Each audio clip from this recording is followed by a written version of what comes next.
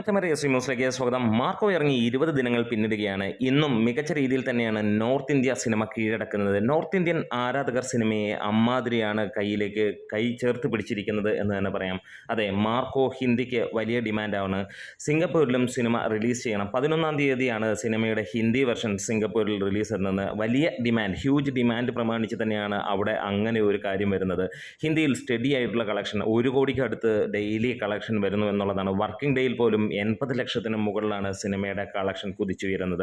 20 ദിവസം കഴിഞ്ഞപ്പോൾ സിനിമ 109 കോടിയും കടന്ന് 110 കോടിയിലേക്ക് പോവുകയാണ്. കഴിഞ്ഞ ദിവസങ്ങളിലെല്ലാം തന്നെ 2 കോടിക്കടുത്താണ് ഇന്ത്യ കളക്ഷനായി സിനിമ വരുന്നത്. ഹനീഫ് അദേനിയുടെ ഉണ്ണി മുകുന്ദനും ചേർന്നുള്ള ഈ ഒരു സിനിമ ഇന്ത്യൻ സിനിമയിൽ പുതിയ ട്രെൻഡ് സെറ്ററായി മാറിയിരിക്കുകയാണ്. ഏതാനും നിമിഷങ്ങൾ അല്ലെങ്കിൽ ഏതാനും മണിക്കൂറുകളിൽ നമുക്ക് കാണാൻ കഴിയുന്നു പുഷ്പ എന്ന സിനിമയുടെ ടിക്കറ്റ് ബുക്കിങ്ങിനെ കവർ ചെയ്തുകൊണ്ടുള്ള ആ ഒരു മുന്നോട്ടുള്ള കുതിപ്പ്. പല മണിക്കൂറുകളിലും സിനിമ ഈ ഒരു മാർക്കോ എന്ന ചിത്രം തന്നെയാണ് മുന്നിൽ നിൽക്കുന്നത്.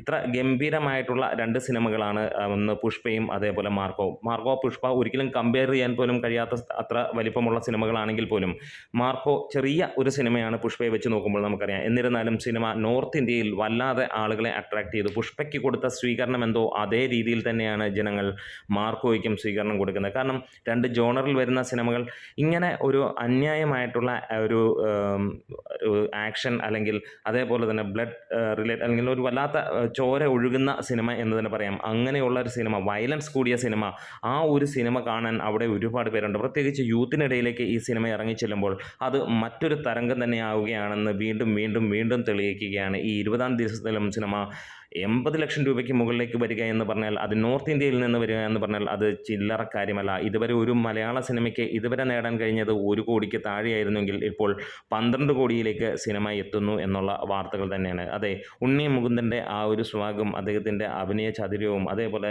സിനിമയുടെ മേക്കിങ്ങും എല്ലാം കൂടെ ചേരുമ്പോൾ അവിടെ ഗംഭീരമാണ്. ഇന്നും 3000-ന് മുകളിലുള്ള ഷോകളാണ് സിനിമയ്ക്കുള്ളത്. അത് തന്നെയാണ് സിനിമയുടെ ഏറ്റവും ഹൈലൈറ്റായി നിൽക്കുന്നത്. വരുന്ന ദിവസങ്ങളിൽ ശനി ഞായർ ദിനങ്ങളിലേക്ക് എത്തുമ്പോൾ സിനിമ വീണ്ടും ആളിക്കത്തും, 1 കോടിക്ക് മുകളിലേക്ക് എത്തും എന്നുള്ള രീതിയിൽ തന്നെയാണ് സിനിമയുടെ ഇന്നത്തെയും കുതിപ്പ്. അതെ, കാത്തിരിക്കാം.